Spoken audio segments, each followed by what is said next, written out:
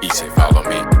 The harvest is plentiful, labor is few. The retelling's here to share the good news of JESUS of J. Started from the bottom there. We hear part 2 is in full effect. Quick recap. Where can you find it? 1 Samuel, chapters 15 through 16. Also in 18 through 31, which is till the end. And then we're going to roll right into 2 Samuel, chapters 1 through 5. What is this story about, you ask? It is about the story of God's protection over his favored who is called to a purpose. Now, what happened in part 1? A lot happened in part 1. A lot happened in part 1. We got David. He was anointed to be king. Saul ain't happy about it. He in the wilderness. He on the run. And we will say, if you did not catch part 1, we're going to try to link that down below so you can catch 1, then 2. Yep. And if you don't feel like clicking no links, just scroll and see part 1. And then you see part 2. They are all running together. They should be back to back, side by side. I don't know how YouTube does it. But you should be able to see it. However, the link will be provided. Now, David is on the run. And he's still in the wilderness, guys. He's still in the wilderness. Because Saul is in pursuit, David retreats, God protects. Last time we ended the last episode saying it is on loop. That is how things are going down. So here we are again. Saul is pursuing, David is retreating, and God is protecting. Now, it happens that Saul had somebody come and tell him he had some snitches. They call Ziphites because David was in the land of Ziph. So the Ziphites are coming in like, hey, let me tell you where David is. Come get him. And so Saul has 3,000 men for David and his now 600 men searching. I'm like, that's a little excessive. The math really isn't math. Like, why do you need that many men? I mean, David did slay a giant with just one stone, but you really need 3,000 men for little old David? I feel like you're just misusing your resources. What that tells me is you real scared. You scared if you gotta come up with that type of protection for this little guy and his little squad. But any hoozle, this is what the situation is, and he is in hot pursuit. Now, they are closing in on David, but the Lord scatters them. They're closing in on David, and Saul is called back. Saul is like, hey, the Philistines are in the land, so now Saul's like, whoop, gotta go. And so he leaves to go secure his land from the Philistines, and as he does that, David now goes further into the wilderness. In the woods. Right? Fast forward, Saul's pursuing again. And when he's pursuing him this time, he goes into a cave to go to the bathroom. He needs a little potty break. Okay. We all gotta go. I mean, you're in the wilderness. You want to go in a cave. That's the best place to get some privacy besides squatting behind a tree very, very far away from your men. Anywho, I don't know how you get away from 3,000 men. But hey, he went to a cave. And he went to cop a squat. Now, David is also in this cave, him and his men, hiding out.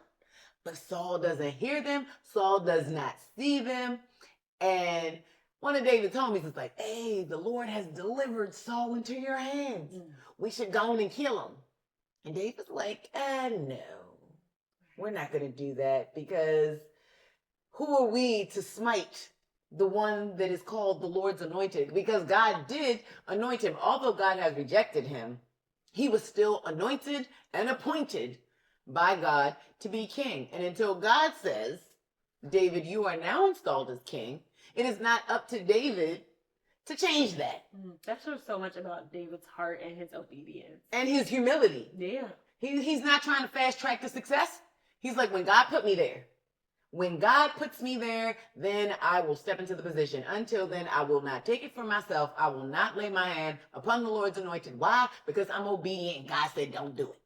God said, don't do it. So he did not do it.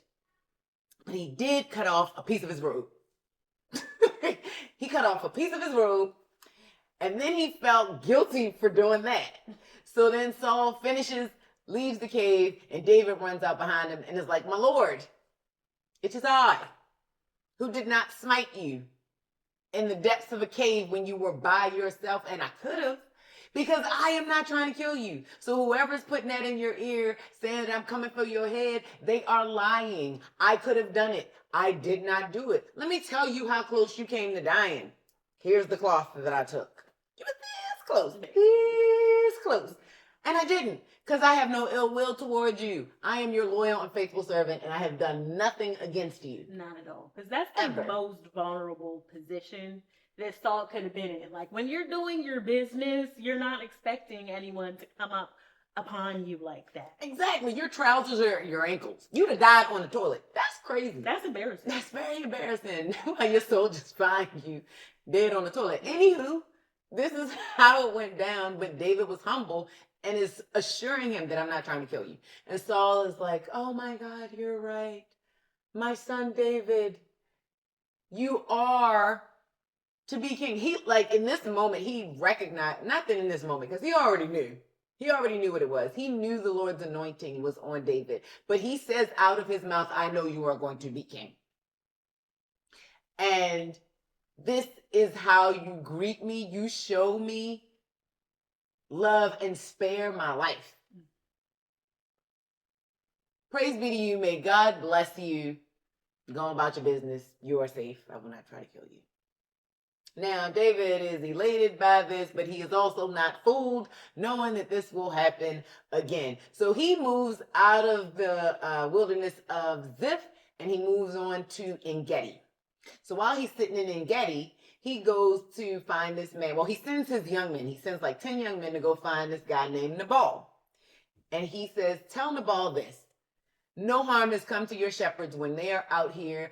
All of your sheep are returned to you. We have not, basically what he's saying, we haven't stolen from you. We haven't killed your men. We've protected them in the wilderness. We didn't have to. Nobody asked us. We did it out of goodwill because we're the good guys. No bad blood. No bad blood. So we're just asking in return that you send us some food. Can you send us some provisions? Nabal says to these dudes, who's David? Who am I that I should give you anything? Yeah, nah, bruh. Gone on. So they deliver this information back to David. David says, say, what? Oh, word? Yeah, we finna go on a killing spree.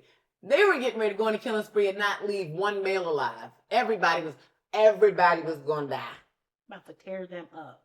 Like, word. He said, somebody got to die. If I go, you gotta go. It's gonna be me or you, and best believe it's not going to be me. So I'm about to come and show you who I am. Since you asking questions about who I am, I'm about to show you. One of the shepherds goes to his wife, Abigail. Says to her, listen, this was going down. David has protected us. No harm came to us. They didn't take anything from us. It's been all good in the hood. And your husband, you know he a wild boy. They asked for some provisions and he said no. And you know he's stupid. He can't be reasoned with. So do what you have to do with this information. I'm just delivering the information. I just let you know what's going down in your household. Basically what he said is get your mans. He knew he couldn't be got. He's like, I'm telling you this because I know you're the smart one. What shall you do with this information? Because your husband is not going to do anything and there's no way to reason with him, because if there was, he would have went straight to Nabal. But he didn't. He went to Nabal's wife. Nabal's wife understands that her husband is ridiculous and cannot be reasoned with. She gathers a lot of provisions. She gathers fattened calves ready to be roasted. So they've already been slaughtered and they are just ready to be roasted. She gathers, I think it was fig cakes and raisins and wine. And, I mean, she was ready to provide for these 600 men. So she tells them to go on. I'll be behind you. She heads down a different way. She goes down this secret path, and as she's going down, she sees David and they meet. She gets down, she bows face down in the ground to him and says, listen, I know my husband's a fool. And that's what Nabal's name means. Fool. Wow. So even his parents knew he was a fool, which is crazy because when I looked up the naming, right, it looks like the children are named around the 8th day. And that's when they're circumcised also. And that's when the naming happens. And the naming is either based on the circumstances. If you ever watch The Real Housewives, you will see that the children were all named based on what Rachel and Leah were going through, which was craziness. A lot. Like a lot of craziness. So their name actually tells you a lot about their character and their nature. crazy because this man's name is Fool, so his parents knew he was stupid At from a 8 very years early old. age. A fool. A baby fool. They knew their son was going to be an idiot. And he did not disappoint. He rose to the occasion and he did something stupid that his wife is now here trying to make up for. She grovels. She tells David to not go and shed blood. This was God's divine plan because the way he sends her and the things that she says to David kind of says, don't take things into your own hands, which God never calls us to take things into our own hands. Vengeance is mine, saith the Lord. Vengeance is mine. So David would have never needed to vindicate himself or prove himself. He should have just waited for God. If Nabal said no, God would have provided because God had been providing. So there was going to be provision. However, this is how it happened. Abigail talked some sense into David. David decided down to lay down his sword and not go and kill all of Nabal's household. And they go their own separate ways. Fast forward, Abigail gets home. Her husband is drunk. They're eating, they're drinking. So she does not tell him what happens because he's in a good mood. And this must be rare because of the way they stated. It must be rare that this man is in a good mood. He's in a good mood. She doesn't want to spoil it. She doesn't tell him till the next day. When she tells him, he becomes paralyzed. And then 10 days later, the Lord strikes him and he dies. Well. After that, David gets wind of it, takes Abigail to be his wife. Then he takes another wife. Her name's Ahinoam. Now he has 2 wives. And then at the same time, he loses his first wife, which is Michal. Because Saul gives her to someone else. I think his name is Paltiel. He's the son of Laish or Laish. Well, you killing it with these names today. He's the son of Laish, and that is who Michal is now given to.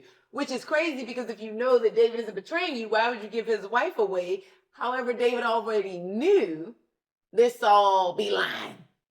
And he was going to continue to plot.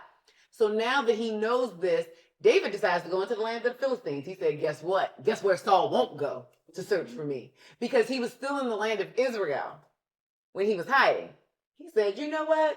He will continue to search for me in my homeland, but let me go over here to these people that he really don't want to be continuously fighting. He's not going to step in their land because we're at war. So he hides in the land of the Philistines. And let me backtrack that. He doesn't even hide in the land of the Philistines. What he does is they all have houses, him and his men. There's 600 of them, mind you. They all have their own houses. He asked to live outside of the city of the king because he says, who am I to live in the city of the king? So he has a house in Ziklag, which is outside of the city of the king. And he's raiding Philistine territories. And he kills everybody. He leaves none alive to tell the tale of what he's doing. And when they ask where he's raiding, he says he's raiding in the Negev to make it seem like he is raiding in his homeland, basically. So as he's doing that, he's lying to the Philistines and he's avoiding Saul. Then they have to go out to war. The Philistines are on the land. Saul is terrified because they understand he no longer has the giant killer. And who's going to check them? Nobody. They head out there and David is in tow. So they're marching out. The Philistine lords, other than the king Achish, is like, nah, that guy cannot. Did he not serve Saul? Yeah, we don't trust him. We don't trust him. He got to go. And Achish, he was thinking more like, there's nothing that David has done, although that he doesn't know, but there's nothing that David has done in his sight to show a sign of betrayal. However, he's going to be faithful to his own kinsmen, and he asked David to leave. David's like, what have I done to you? He's like, it's not what you've done to me. You've done nothing. But the other lords, they don't trust you. So at first light, get up and go home to Ziklag. He does that. When they get back to Ziklag, his whole town has been burned. Man. And all of the women and children of his soldiers have been accosted. They have been taken. Now, the soldiers are hot and they want to stone David. David's a little afraid, but the Lord strengthens him. Then when they do that, he still inquires, and this is the beauty. He says, God, should I go forth and try to rescue our women and children? Will I come out victorious? God says yes. And he talks to the priest Abiathar before he does that, and he talks to God, and he's like, you're going to win. So they go, they get their women and children, they are victorious, they get their spoils, they plunder the land, and they're living life. They're doing good. After he does that, he comes back, and he finds out that Saul and his sons are killed. Because they did go to war with the Philistines and they did not win. They were not going to win. But let me backtrack a little bit. So before he does this, right? Saul has no way of knowing what his future is going to be. Well, he does. He knows he's not going to be king, and he knows that his kingship is going to be transferred to David and not his son Jonathan. But he does not know what the outcome of the war will be between him and the Philistines. God is no longer speaking to him through dreams or through prophets, because Samuel already told him what God said. He still believes that he's God's anointed after he's been told that God rejected him. So he seeks a medium. Now, mind you, he had removed all the mediums from the land. So he goes and seeks a medium. He hides his identity, so the medium does not know who he is. But she does know that he's an Israelite. When she finds out he's an Israelite, she's like, you guys had us removed from the land. Now you're trying to cause me death by asking me to do this thing that you guys have rebuked. He promises her that the Lord will have favor on her, which I think is funny because you don't even believe in God for real. So whatever. Or at least, let me take that back. He believes in God. He understands God exists. He does not reverence God. Mm-hmm. The Spirit of the Lord done left him. So he doesn't reverence God. I believe he believes in God, but not as his Lord and Savior. Like, I know he exists, but he's not who I will bend my life to. If that makes any sense, right? Yeah, that makes sense. So I think it's weird that he continues to do that, but you really don't believe. Anyhoozle, he asked her to summon a spirit. And then it is revealed that he is Saul the king, and then she's really scared. And he again makes an oath to her that she will not be harmed if she does this for him. He asked her to call Samuel the prophet, because Samuel has died at this point. Samuel has died, and he asked her to call Samuel.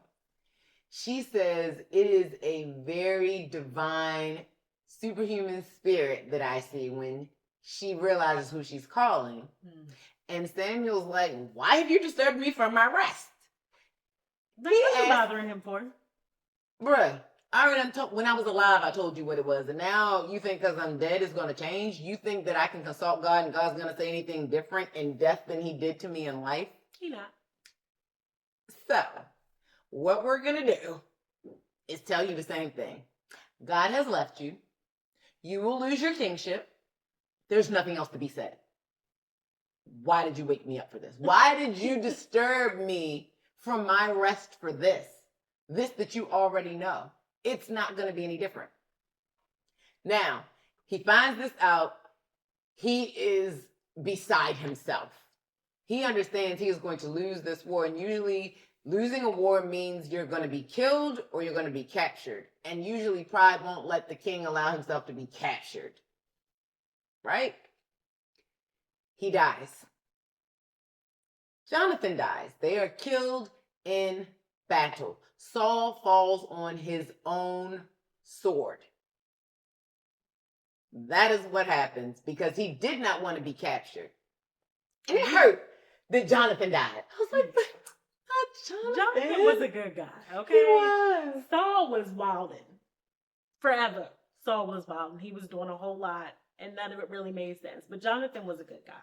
There was an episode where I said your choices don't just affect you. Your choices don't just affect you. They also affect your loved ones. Yeah.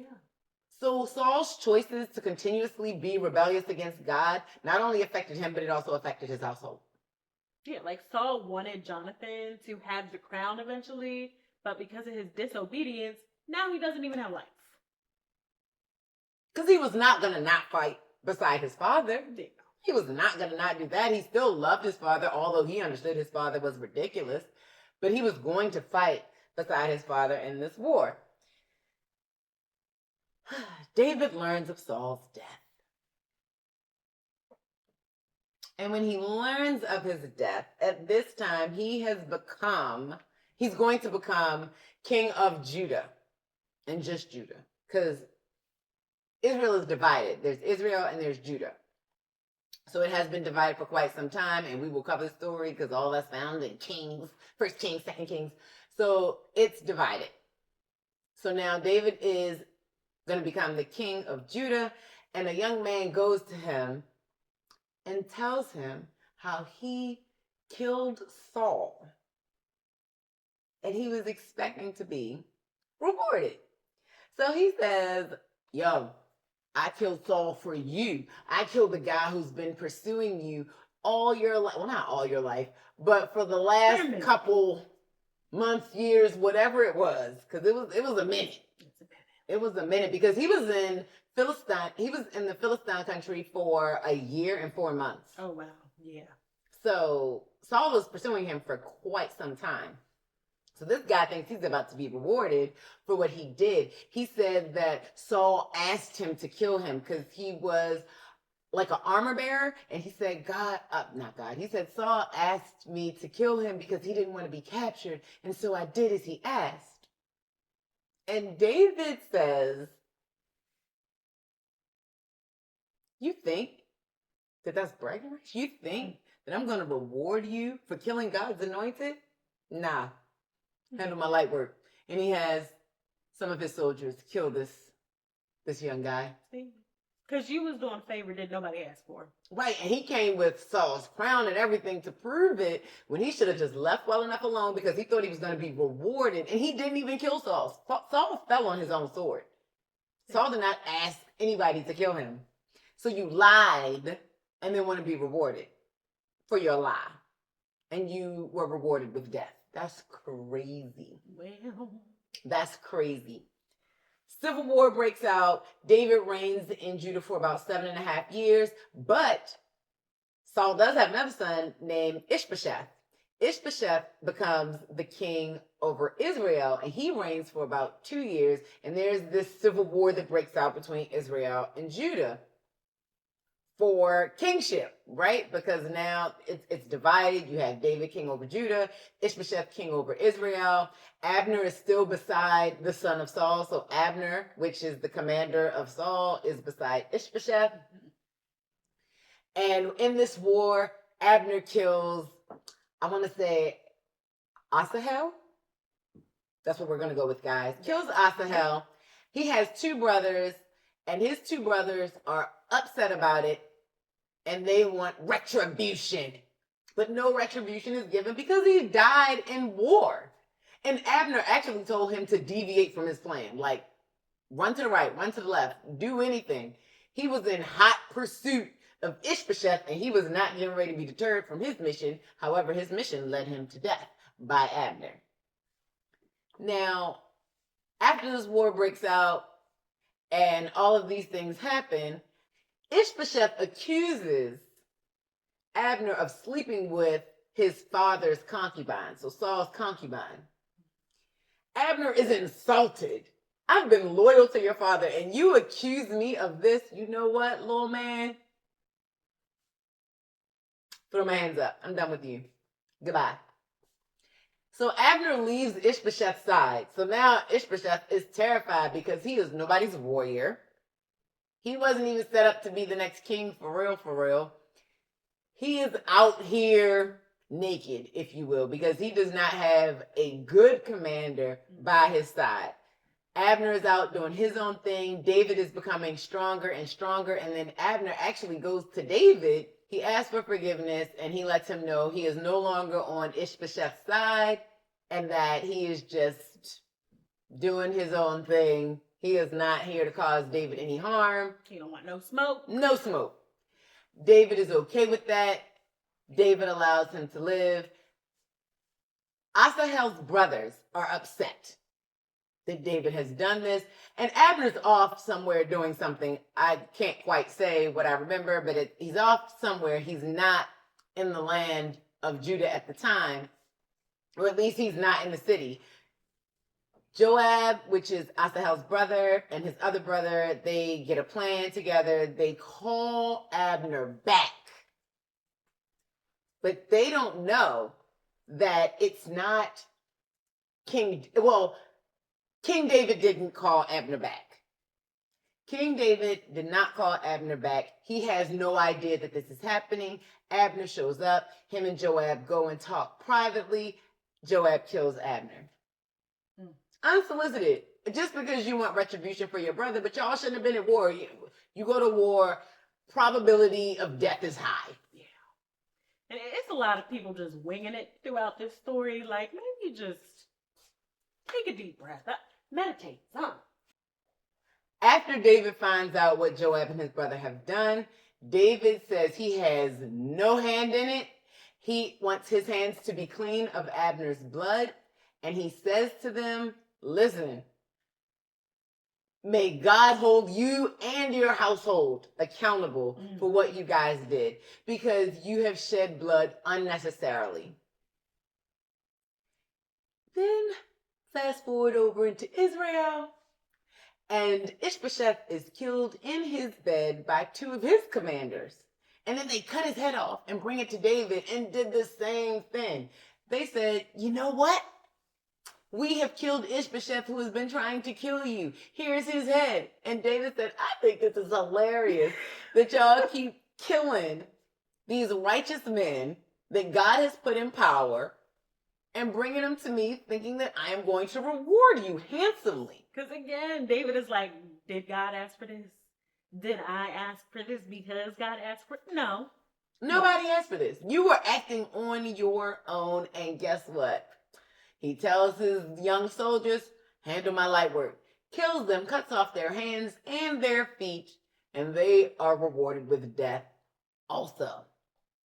But because he is a man of honor, he really grieved the loss of Abner. He grieved the loss of Ishbosheth. He grieved the loss of Saul, because he's a man of honor. He did not ever act out of step of what God had aligned him to do, except for when he was going to kill Nabal, and that was going to be him taking matters into his own hands, and he did not consult God, because pride. He said, you what? Oh, word? After all I done did for you and your people. Exactly, and you going to act, who? Oh, all right, it's about to go down. These things happened, but at the end of it, David definitely was grieving their loss, because he did love Saul. He loved Jonathan. He had no grudges against Abner, and he had no hard feelings towards Ishbosheth. But they died. He grieved them. He even took Ishbosheth's head that they gave to him and buried it with him and Abner. After this, the whole of Israel is joined together under David's reign.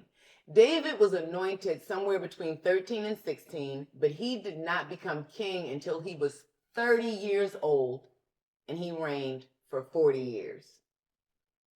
And he was faithful and obedient through it all. He went through it all.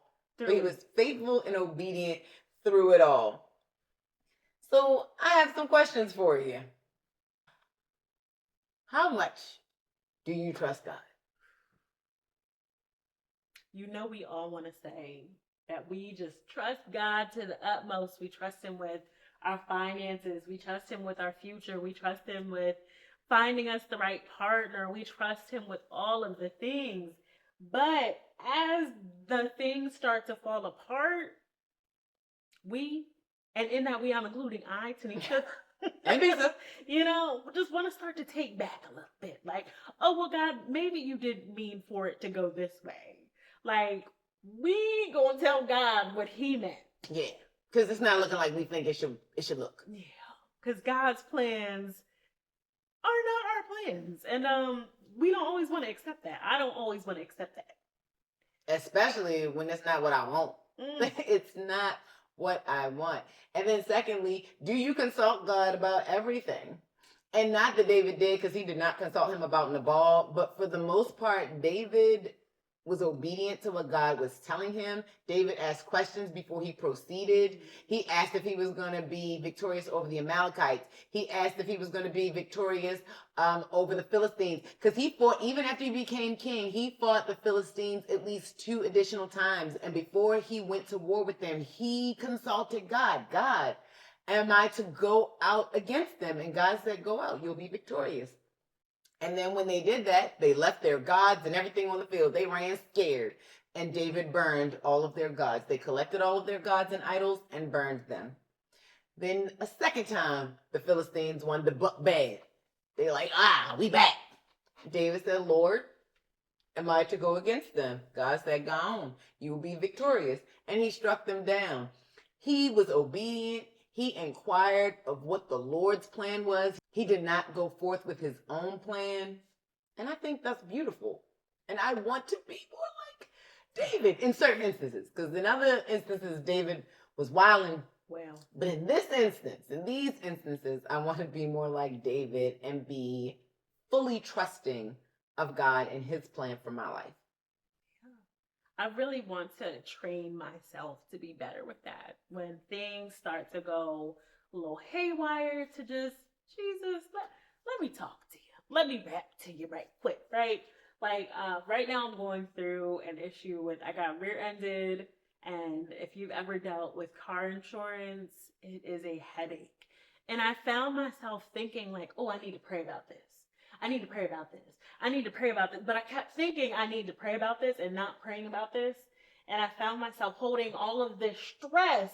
And when I stopped to think about it, I was like, what are you doing? Like, why do you want this stress?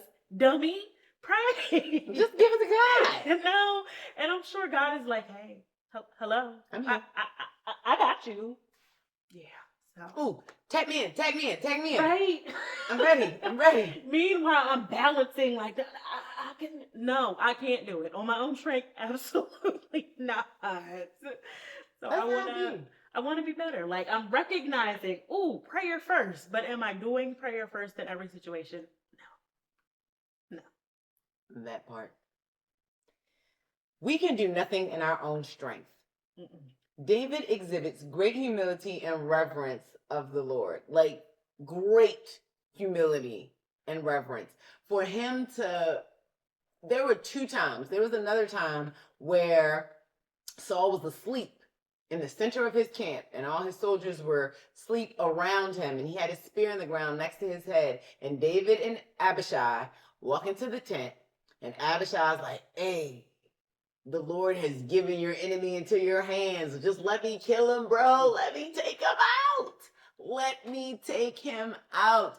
David says again, no. Who are we to put our hands on the Lord's anointed and be guiltless, be innocent in killing him? No. God will put me in that place. It's God that will put me in that place. He even says in 1 Samuel 26, 9 through 10. But David said to Abishai, do not kill him, for who can put out his hand against the Lord's anointed and be guiltless?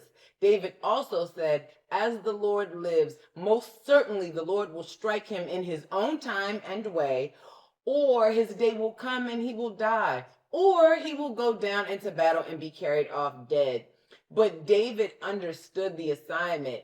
It will not be me who puts my hand to his neck and take his life. It will not be me, because that is me fast forwarding God's agenda based on what I want to do. That's not what God told me to do. God told me not to touch his anointed, point blank, period.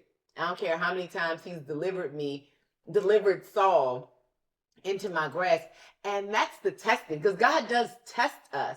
So that's the testing Oh, yeah. of our faith, right? Okay, he's at your fingertips. What you're going to do? You're going to trust me, or you're going to do it your own way? And David said, I'm going to trust you, Lord. The amount of self-control and that level of obedience, because this is a man that has chased him all the way to Timbuktu. He's out in the wilderness. He's left, he's right. And he Took his wife. I mean, he was playing music for Saul when Saul was being tortured. He was the one calming him down. He fought Goliath for Saul. And Saul, as soon as he feels or knows really that David is going to overcome him, now it's on. Like all of that loyalty right out the window.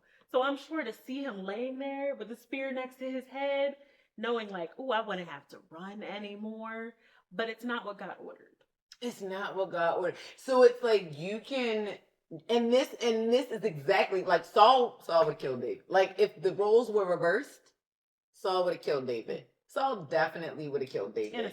In a second, because he did. And this is the reason why Saul got rejected, because he was not obedient to what God had called him to do. And David is doing the exact opposite and is very obedient in what God is calling him to do. And it's just that simple. That's how it should be. And I think too, like sometimes we can fake ourselves out. Like I could have seen someone saying, oh, well, David, it's right there. Like clearly God had set this up so you can go ahead.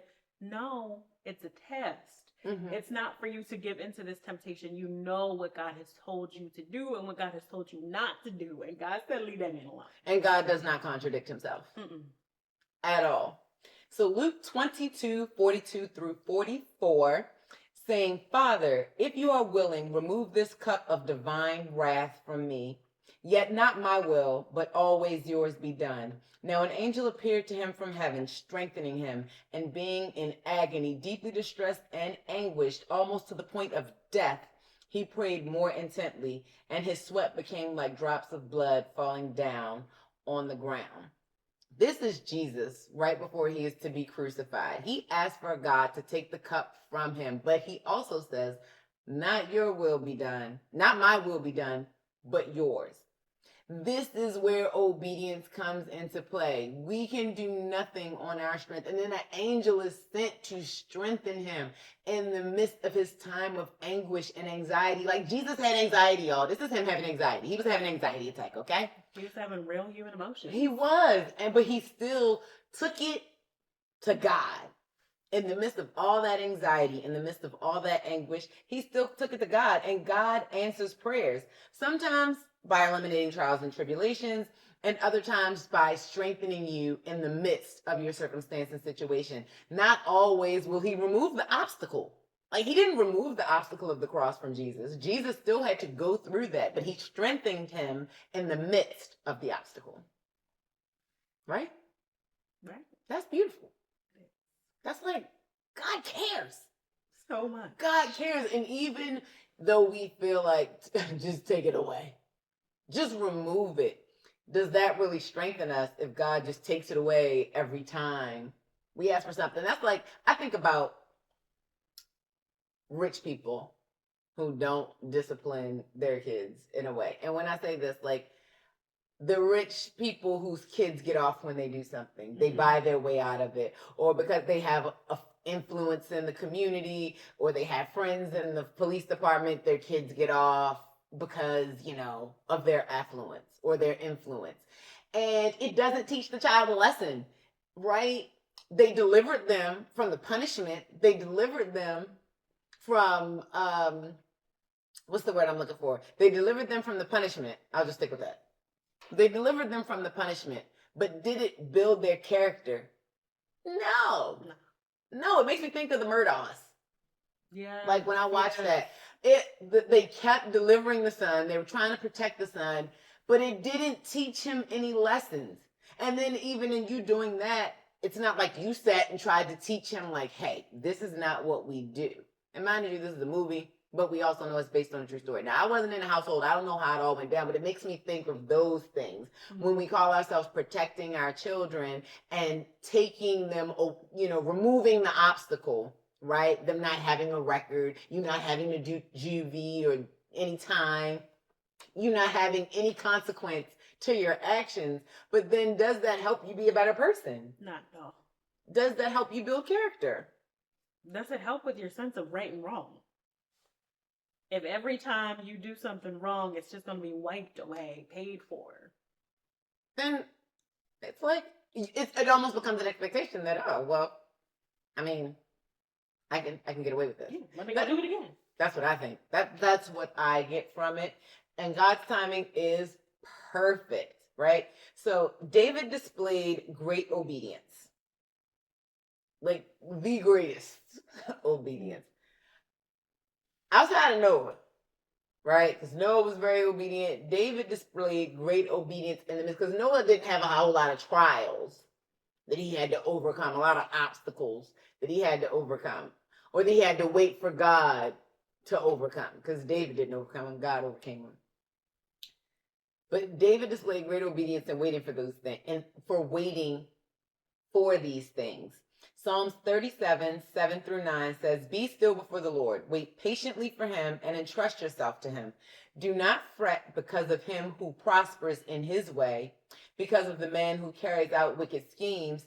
Cease from anger and abandon wrath. Do not fret. It leads only to evil. For those who do evil will be cut off, but those who wait for the Lord, they will inherit the land."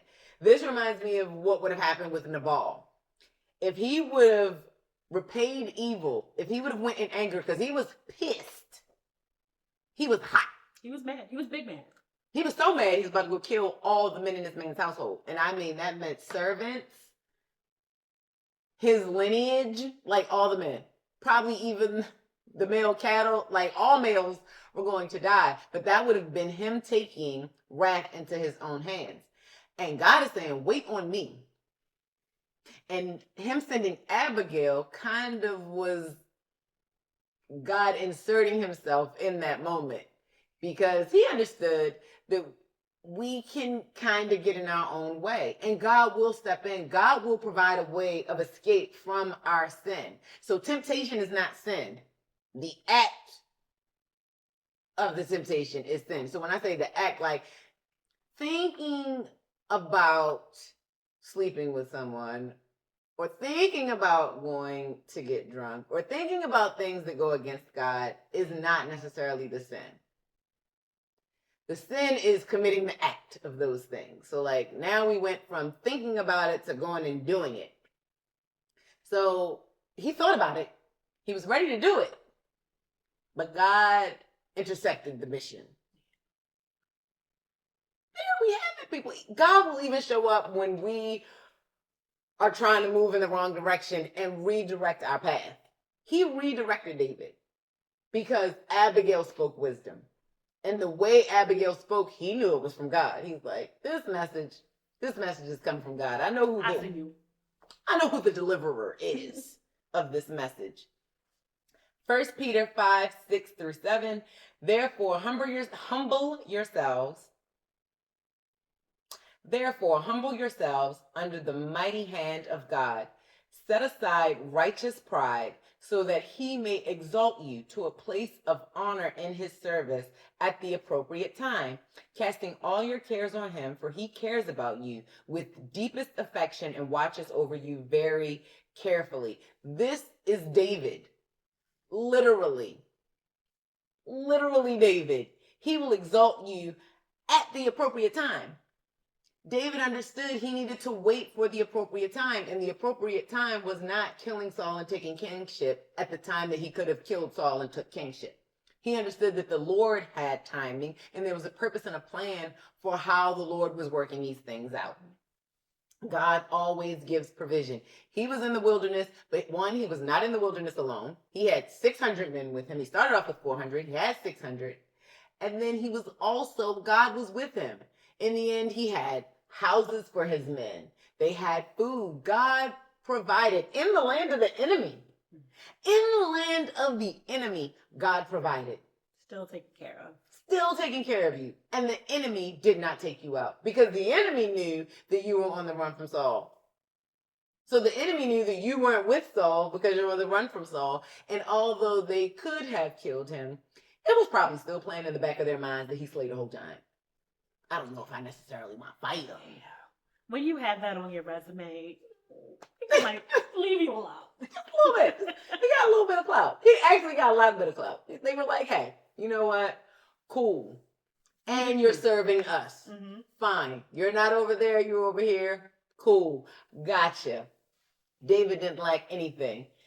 What people mean for evil, God will turn it around for your good. And you'll see that in like Genesis 50:20.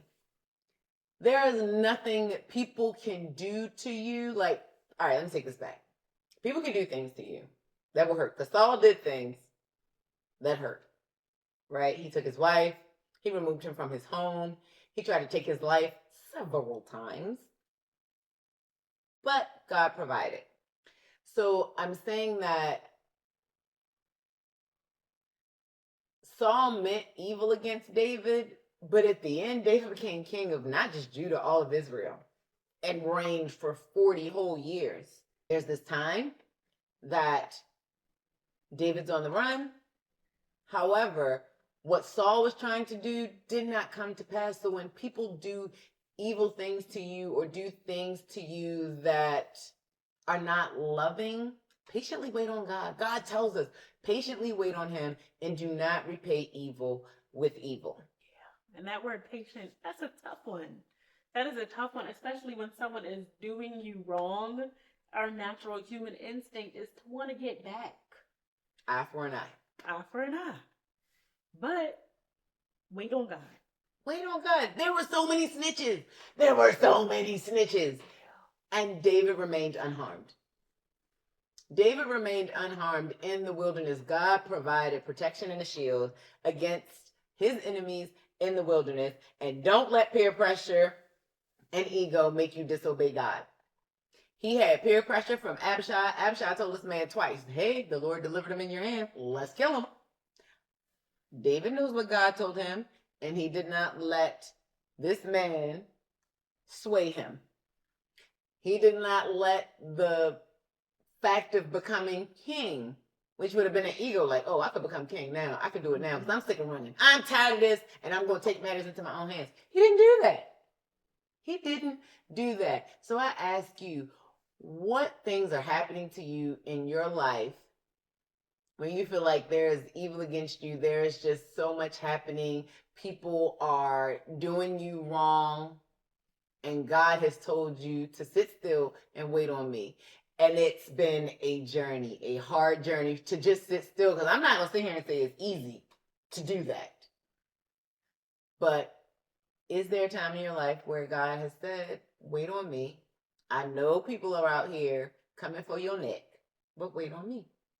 I can't recall any specific times, at least not off the top of my head, except for like this situation at work where I'm like, I wanna fight, because that's what your natural response physically is fight or flight, right? Mine usually isn't flight; it's usually fight, especially in certain situations where I know I'm in the right and I'm being wronged. But God clearly says, patiently wait on me.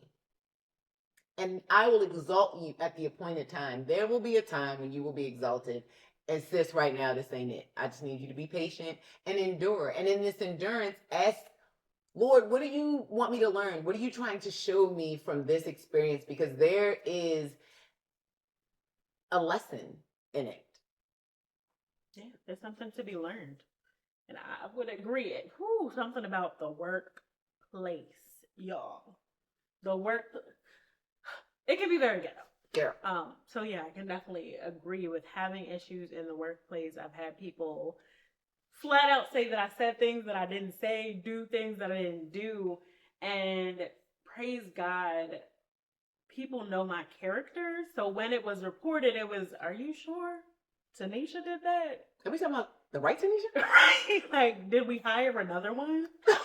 Right. You know, I've been in cultures where it seemed like mediocrity was to be rewarded, and I wanted to do more, to learn more. And I'm like, God, let's go. Buzzing with its anticipation. And God is like, wait, learn.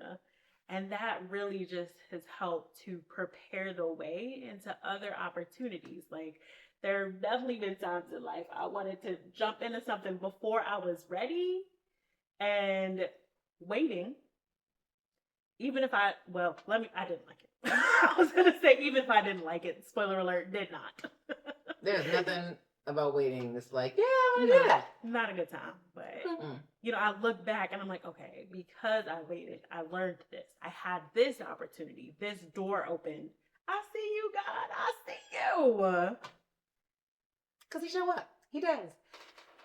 Time to spill the tea. What's today's takeaway? Drop it in the comments. We'd love to hear from you. Make sure you follow, subscribe, and share. All those good things. All the good things. Catch you in the next episode. Bye. Toodles. He's the bread of life. Alpha and Omega. Our firm foundation. Jesus. The well that never runs dry. You're still thirsty off the Henny and you wonder why. JESUS is all you need. Wonderful counselor, mighty.